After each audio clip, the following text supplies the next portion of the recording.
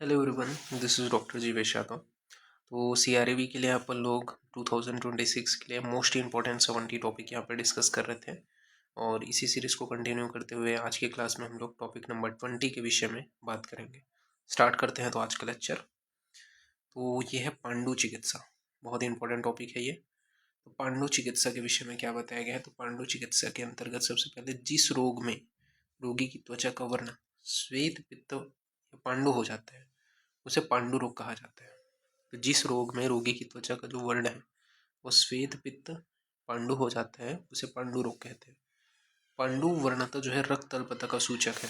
ठीक है, आपको पता है एनीमिया क्या है, रक्त अल्पता का सूचक है पांडु वर्णतः। चरक ने पांडु रोग को वर्णन ग्रहणी के बाद किए हैं, जबकि सुश्रुत ने हृद रोग के बाद किए हैं। तो ये इंपॉर्टेंट है, पूछा जाता है कि चरक ने पांडु रोग का वर्णन किसके बाद किया है। तो चरक ने पांडु रोग का वर्णन ग्रहणी के बाद किया है, जबकि सुश्रुत ने हृदरोग के बाद किया है। यहाँ पे क्या बताया गया है पांडु की निरुक्ति के विषय में, पांडस्तु पीत भाग अर्ध केतकी धूल सन्निभा, यानी कि पांडु का अर्थ होता है केतकी की धूल के समान वर्णों का होना। तो पांडु का अर्थ क्या होता है, केतकी के धूल के समान वर्ण का होना। फिर सुश्रुत ने पर्याय बताया है, क्या क्या पर्याय है। तो कामला बोला जाता है, अपानिकी बोला जाता है, कुंभाय बोला जाता है, लाघकर बोला जाता है, अलसाख्य बोला जाता है। ये सभी इसके पर्याय हैं। तो कामला, अपानकी, कुंभ्या, लाघकर, अलसाख्य, ये सभी सुश्रुत के अनुसार पर्याय हैं। फिर पांडु रोग के निदान के विषय में बात करते हैं। तो पित्तवर्धक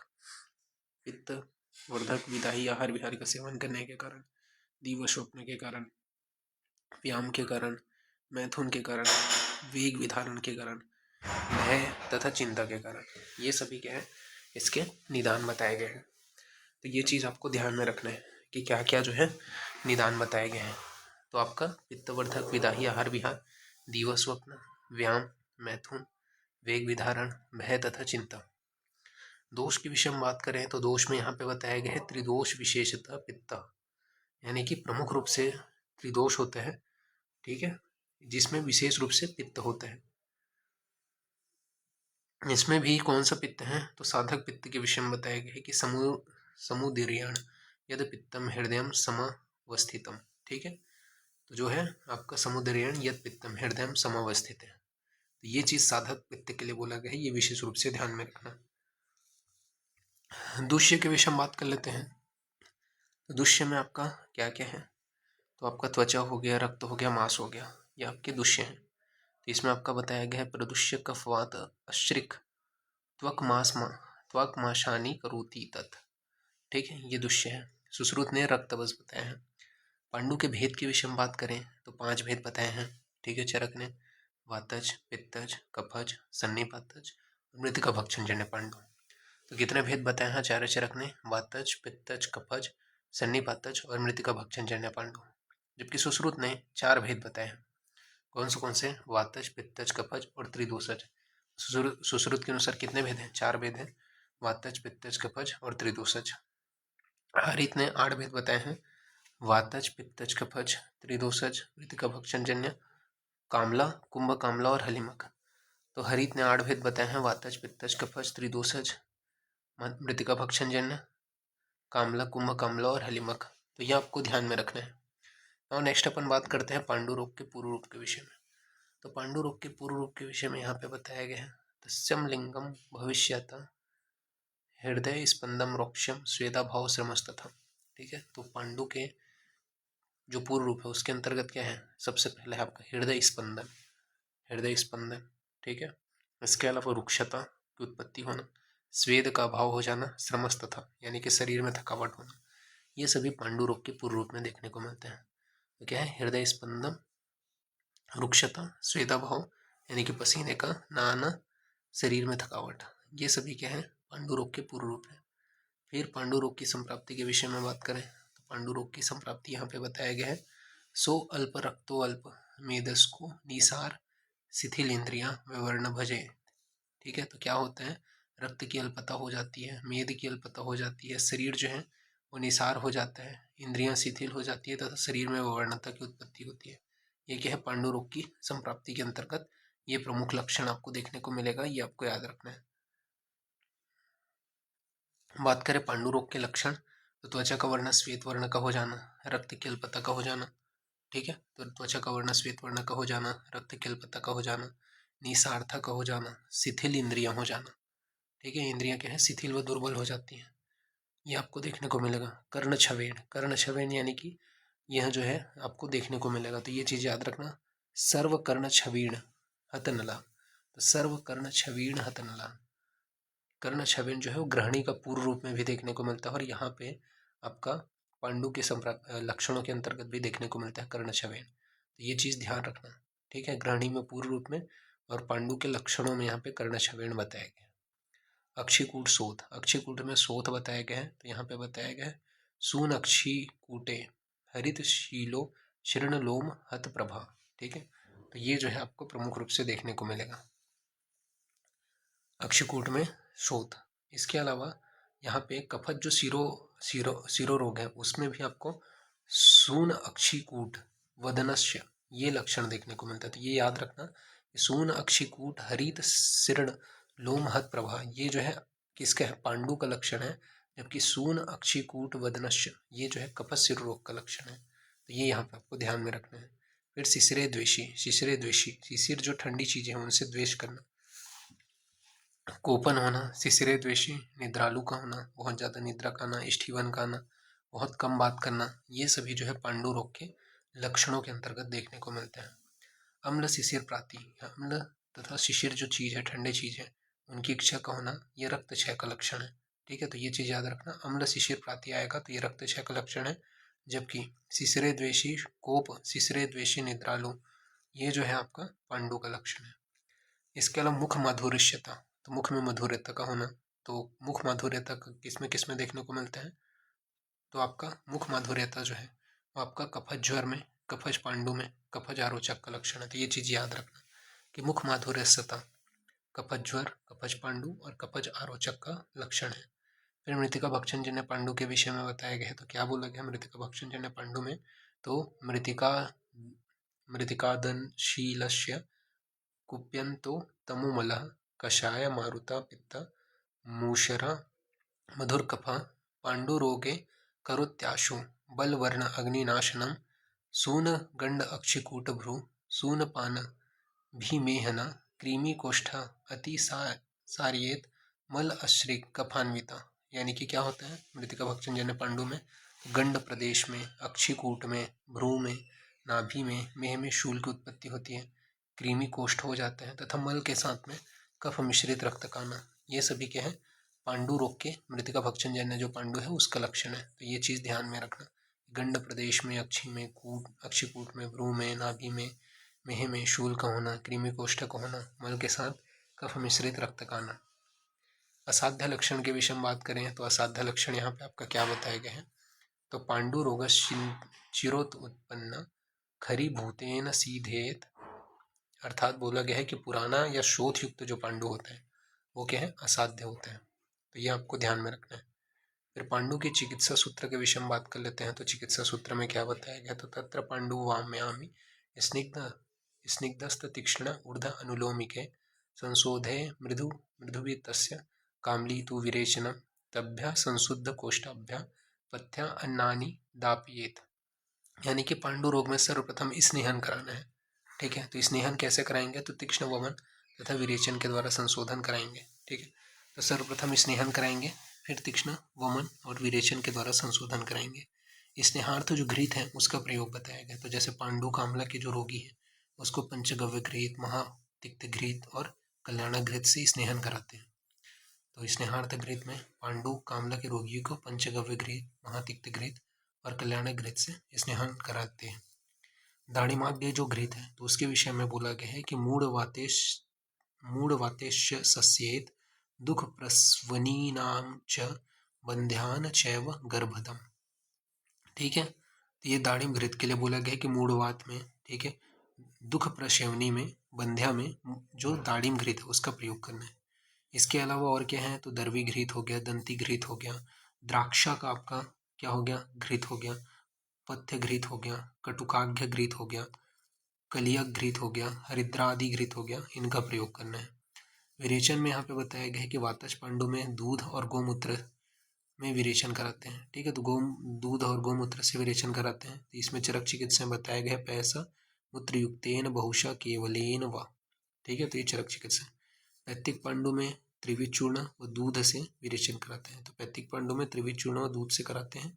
कफच पांडु में हरितिकी चूर्ण और गोमूत्र से कराते हैं। तो ये इंपॉर्टेंट है, कफच पांडु में हरितिकी चूर्ण और गोमूत्र से कराते हैं विरेचन।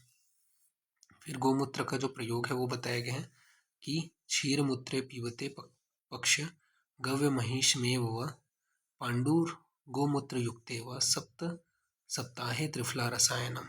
ठीक है, तो ये जो है गोमूत्र का इंपॉर्टेंस है, ये आपको ध्यान में रखना है। फिर पांडु रोग में चिकित्सकीय योग कौन से हैं, तो गोमूत्र हरितिकी बहुत इंपॉर्टेंट है, पूछा जाता है गोमूत्र हरितिकी का रोगाधिकार बताओ करके, तो पांडु रोग की चिकित्सा है। ठीक है, लौह भस्म, तो 7 दिन तक गोमूत्र के साथ पान कराना है, तो लौह भस्म का प्रयोग करना है, 7 दिन तक गोमूत्र के साथ पान कराना है। नवायस चूर्ण बताया गया है। ठीक है, तो 10 घटक हैं इसके, त्रिफला त्रिकटु त्रिमद 9 भाग लौह भस्म। ठीक है, तो नवायशम मिदम चूर्ण कृष्ण त्रयेण भाषिता, ये यहाँ पे बताया गया है। अनुपान में अपन मधुसर्पी का प्रयोग कर सकते हैं। नवायस रसायन कुष्ठ, तो नवायस रसायन कुष्ठ में क्या आता है, तो मतलब कुष्ठ में प्रयोग करते हैं नवायस रसायन। और नवायस चूर्ण जो है वो आपका यहाँ पे पांडु में है, तो ये चीज़ याद रखना, नवायस रसायन कुष्ठ में है और नवायस चूर्ण पांडु में है। इनके घटक पूछे जाते हैं, तो कुष्ठ में क्या क्या नवायस रसायन का घटक क्या है, तो आम्लकी, विभितिकी, हरितिकी, विडंग, चित्रक, भल्लातक, बाकुची तथा 8 भाग लौह व 9 भाग भृंगराज। ठीक है, तो ये जो है आपका नवायस रसायन का घटक है। फिर शिला जतुवटक, मंडूर वटक। ठीक है, गौमूत्रेण अष्टगुणे पचेत। ठीक है, तो शिला जतुवटक, मंडूर वटक, गौमूत्रेण अष्टगुणे पचेत। ठीक है, ये यहाँ पे शिला जतुवटक और मंडूर वटक का प्रयोग करते हैं। योगराज का जो सेवन काल में कुपथ्य, काकमाची, कपोत मांस का निषेध बताया गया। मात्रा जो है वो उदुम्बर समान मात्रा बताया गया है। घटक में अपन जो है इसके क्या क्या घटक हैं योगराज के, तो त्रिफला त्रिकटु चित्रक विडंगे 1-1 भाग, शिलाजीत माक्षिक लौह भस्म 5-5 भाग, 8 भाग मिश्री का प्रयोग करते हैं। ठीक, पुनः नवा जो मंडूर है उसमें बताया गया है कि मंडूरे द्विगुणे चूर्णाद। ठीक है, तो पुनः नवा जो मंडूर है उसका प्रयोग करना है, अनुपान जो है वो तक रहे। धात्र अवलेह का प्रयोग बताया गया है। ठीक है, तो पानी तल की मात्रा में धात्री अवलेह का प्रयोग करना है। बीज का रिष्ट का प्रयोग बताया गया है, तो विजयसार की जो लकड़ी है उसका प्रयोग करना है बीज का रिष्ट का। धात्रा रिष्ट जो है 2000 जो धात्री फल है उसका प्रयोग करना है, तो धात्री रिष्ट का प्रयोग करना है। गोंडा रिष्ट, तो गोंडा रिष्ट का प्रयोग बताया गया है मंजिष्ठा, रजनी, द्राक्षा। ठीक है, ये सभी इसके कंटेंट हैं। लोद्र बला का मूल। ठीक है, ये सभी को अपने को लेकर के बनाना है। तो गोंडा रिष्ट का रोगाधिकार पूछा जाता है, तो पांडु रोग है। मृतिका भक्षणजन्य जो पांडु है उसकी चिकित्सा में क्या करते हैं, तो मृतिका भक्षणजन्य जो पांडु है उसकी चिकित्सा में तीक्ष्ण संशोधन, उसके बाद में संशोधन के पश्चात बलाधान हेतु व्योषाघ्य घृत, ठीक है, केशर आदि घृत, इनका प्रयोग बताया है चरक में। तो मृतिका भक्षणजन्य पांडु की चिकित्सा में तीक्ष्ण संशोधन, उसके पश्चात शोधन पश्चात बलाधान हेतु व्योषाघ्य घृत और केशर आदि घृत का प्रयोग बताया है। नेक्स्ट बढ़ते हैं कामला की ओर। तो कामला के विषय में क्या बताया है, तो चरक ने कामला को पांडु रोग का ही प्रवृद्ध रूप माना है, जबकि सुश्रुत ने पांडु रोग का उपद्रव माना है। तो कामला को क्या है, कामला को पांडु रोग का प्रवृद्ध रूप माना है चरक ने, जबकि सुश्रुत ने पांडु रोग का उपद्रव माना है। वांगभट्ट ने पांडु रोग के बिना भी कामला रोग को स्वतंत्र रूप से भी उत्पन्न होने वाला रोग माना है। तो वांगभट्ट ने क्या है, पांडु रोग के बिना भी कामला को स्वतंत्र रूप से उत्पन्न होने वाला रोग माना है। अष्टांग हृदय के अनुसार बात करें तो यहाँ पे आपका बताया गया है अष्टांग हृदय के अनुसार कि भवत्व पतो लवणस्यो पांडुरोग धृति अपीच। ठीक है, तो ये चीज याद रखना। चरक ने क्या बोले हैं, इनको अपने को ध्यान रखना है। चरक ने बोले हैं पांडु से रोगी तुल्य अतुयोत्य अत्यर्थ पित्त नाली निषेवते तस्य पित्तम अश्रिक माश दग्ध्वाद रोगाय कल्पते। अर्थात पांडु रोगी अत्यधिक पित्तवर्धक आहार विहार का अगर सेवन करता है तो पित्त और अश्रिक यानी कि जो मांस वगैरह है, ठीक है, ये सभी जो है आपके प्रदूषित होकर के कामला रोग को उत्पन्न करते हैं। तो क्या है इसमें दोष कौन सा है, पित्त दोष। दूष्य कौन से हैं, तो रक्त और मांस, जबकि सुश्रुत ने सिर्फ रक्त बताया है। तो ये इंपॉर्टेंट है, कामला रोग में सुश्रुत ने सिर्फ रक्त बताया है, जबकि चरक ने रक्त और मांस ये दोनों बताए हैं दूष्य। कामला के लक्षण के विषय में बात करें तो हरिद्र वर्ण का नेत्र हो जाता है, हरिद्र वर्ण का त्वक नयन हो जाएगा, रक्त पित्त अश्रिक मूत्र हो जाएगा। ठीक है, तो रक्त पित्त मिला हुआ अश्रिक और मूत्र होगा। भेक वर्ण की हतेंद्रिय यानी कि इंद्रियां हो जाएंगी। तो ये जो है इसके लक्षण है। तो क्या है, हरिद्र वर्ण का नेत्र होना, ठीक है, हरिद्र वर्ण का त्वचा नयन का होना, रक्त पित्त अश्रिक मूत्र और भेक वर्ण की हतेंद्रिय। फिर कामला के दो भेद हैं, कोष्ठाश्रित कामला, शाखाश्रित कामला। कोष्ठाश्रित जो कामला है उसमें क्या है, पित्त मल प्रवृत्ति होती है, पित्त जो मल है उसकी प्रवृत्ति होती है कोष्ठाश्रित कामला में। शाखाश्रित जो कामला है उसमें तिल पिष्ट निभम मल की प्रवृत्ति होती है, तिल पिष्ट निभम मल की प्रवृत्ति होती है। हतेंद्रिय नेत्र मूत्र त्वच श्वेत वर्च नरा। ठीक है, तो जो त्वचा है और मूत्र है वह नीले, नेत्र जो है वो हरिद्र वर्ण के हो जाएंगे, श्वेत वर्ण का वर्च जो है वो आपको देखने को मिलेगा। कफ द्वारा पित्त का मार्ग अवरोध होने से तिल पिष्ट निभम मल की प्रवृत्ति होती थी। ये इंपॉर्टेंट है, तिल पिष्ट निभम मल की प्रवृत्ति किस में होते हैं, तो कामला में होता है। क्यों, क्योंकि कफ द्वारा पित्त का मार्ग अवरोध होता है, इस वजह से तिल पिष्ट निभम मल की प्रवृत्ति होती है। चिकित्सा सूत्र के विषय में बात कर लेते हैं। तो चिकित्सा सूत्र में बताया गया है कि मृदु मृदु भी तिक्त है कामली तु विरेचनम, यानी कि कामला रोग में मृदु विरेचन कराना चाहिए। तो कामला रोग में के रोगी को क्या है, मृदु विरेचन कराना चाहिए। योग के विषय में बात करें तो चूर्णित कामली लिहाद्य गुणोद्या व अभ्या, अर्थात केवल हरित के चूर्ण गुड़ मधु के साथ में प्रातःकाल सेवन कराना है। तो केवल हरित के चूर्ण को गुड़ मधु के साथ में प्रातःकाल सेवन कराना है। इसके अलावा मस्तुलुंग रस, ठीक है, छौद्र पिपली मरीच, इनका प्रयोग करना है। नस्य के रूप में अपन के हैं नीरा गहरिक धात्री चूर्ण, तो नीरा गहरिक धात्री चूर्ण, करकोटिक मूल, ठीक है, तथा जलनी फल का जो नस्य है वो चक्रपाणी ने प्रयोग करने के लिए बताया है। अंजन में अपने को क्या है, तो अंजन में यहाँ पे बताया गया अंजन कामला उत्तानम द्रोण पुष्पी स्मृता। चक्रपाणी ने बोला है कि द्रोणी पुष्पी स्वरस का अंजन देना है। द्रोण पुष्पी स्वरस का जो अंजन है वो यहाँ बताया गया है कामला में। फिर कामला में अग्निकर्म के विषय में बात करें तो भ्रिकुटी में करते हैं। ये इंपॉर्टेंट है, कामला में अग्निकर्म कहाँ पे किया जाता है, तो भ्रिकुटी में करते हैं। फिर बताया गया है कि श्लेष्म रुद्ध मार्ग तत्व पित्त कफ हरे जरिएत, अर्थात शाकाश्रित कमला में कफ पित्त हर चिकित्सा करनी चाहिए। तो शाकाश्रित कमला में क्या है, कफ पित्त हर चिकित्सा के लिए बताया है। स शर्करा कामली नाम त्रिभंडी हितम गवाक्षी समगुण च सुंठी, ठीक है, तो शर्करा मिश्रित स शर्करा कामली नाम त्रिभंडी हित गवाक्षी स गुड़े च सुंठी, ठीक है, तो जो गुड़ है और सुंठी है उसे हित कर बताया है। चक्रपाणी ने धात्री लोह का प्रयोग बताया है यहाँ पे, तो ये चीज़ ध्यान रखना, चक्रपाणी ने धात्री लोह का प्रयोग बताया है। प्रातःकाल सेवन योग क्या है, तो त्रिफला, ठीक है, गुड़ूची, निम्ब स्वरस, ठीक है, तो इनका जो है प्रयोग करना है प्रातःकाल, ये यहाँ पे बताया है। फिर नेक्स्ट है आपका कुंभ कामला। तो कुंभ कामला के विषय में बात कर लेते हैं। तो कुंभ कामला के विषय में यहाँ पे बताया है कालांतरे हरिभूता कृच्छत्या कुंभ कामला कृष्ण पीत श्रिक मुत्रेन भृशम सूनश्च मानवा, ठीक है, तो ये जो है कुंभ कामला के विषय में बताया गया कि कालांतर में खरीभूत कृच्छस्य कुंभ कामला कृष्ण पित्त अश्रिक मूत्र वृषम सुनश्च मानव। फिर बोला गया है नष्ट अग्नि संज्ञा क्षिप्र ही कामलावान विपग्यते, यानी कि जब पांडु रोग अधिक दिनों तक रह जाता है तो कामला में चेंज हो जाता है। तो जब पांडु रोग जो है वो अधिक दिनों तक रहता है तो वो क्या है, कामला में चेंज हो जाता है। मतलब ऐसा है कि अगर वो व्यक्ति जो है रुक्ष, सभी धातुएं उसके क्या है, मतलब ये बोल सकते हैं सभी धातुओं में रुक्षता आ जाती है, तो क्या है, कुंभ कामला की उत्पत्ति होती है। ठीक है, ये चीज़ याद रखना कि जब पांडु रोगी अधिक दिनों तक रहते हैं और सभी धातुएं रुक्ष हो जाती हैं तो कुंभ कामला की उत्पत्ति होती है, और यह जो है कष्ट साध्य रोग है। इसके विषय में क्या बोला गया है, तो उपेक्षते च सोफाड़िए कृच्छ कुंभ कामला, अर्थात वांगभट अनुसार कामला की उपेक्षा व शोध की अधिकता से कुंभ कामला रोग उत्पन्न होते हैं।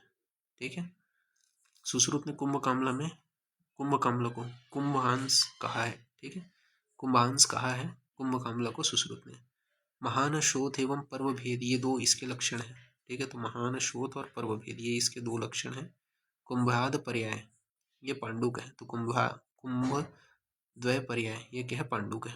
चक्रपाणी के अनुसार कोष्ठाश्रित कामला की अवस्था विशेष कुंभ कामला है। तो चक्रपाणी के अनुसार कोष्ठाश्रित कामला की अवस्था विशेष कुंभ कामला है। सुश्रुत अनुसार कुंभ कामला की चिकित्सा कैसे करते हैं?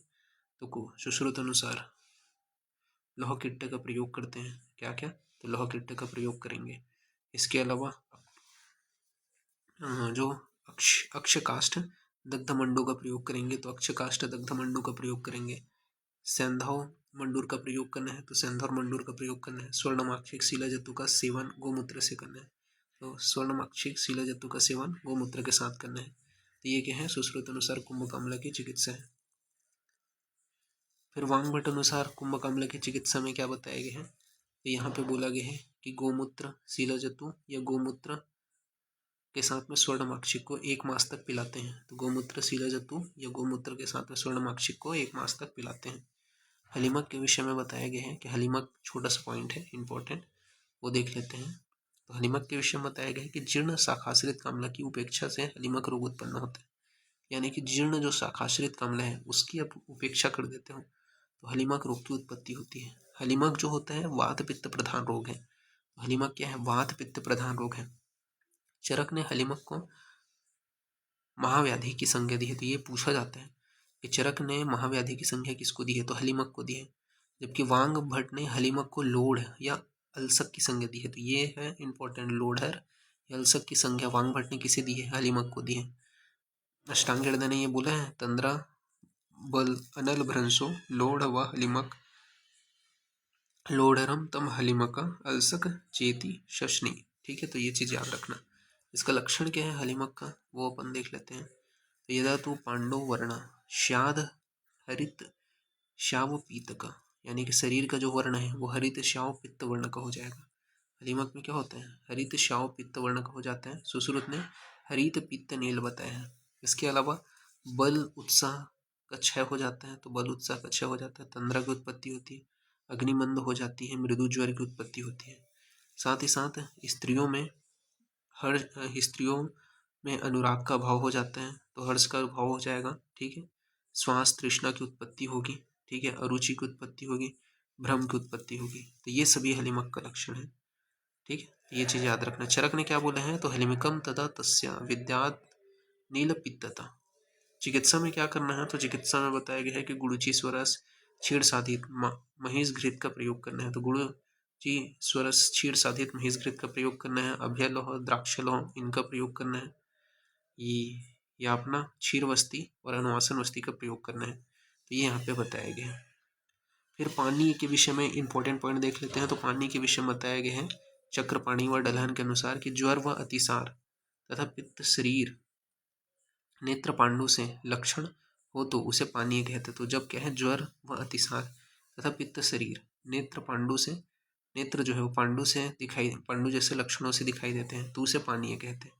माधव ने क्या बोला है? संतापो भिन्न वर्चस्य वही हंतो पीतता पांडु नेत्रस्यो पानी की लक्षणम भवेत। ठीक है, तो ये माधव का कोटेशन थोड़ा ध्यान में रखना। तो इस प्रकार से CRAB का ये 20 नंबर का जो पॉइंट है वो फिनिश होते हैं। नेक्स्ट क्लास में आगे कंटिन्यूशन करेंगे। तो अभी के लिए इतना ही। Thank you.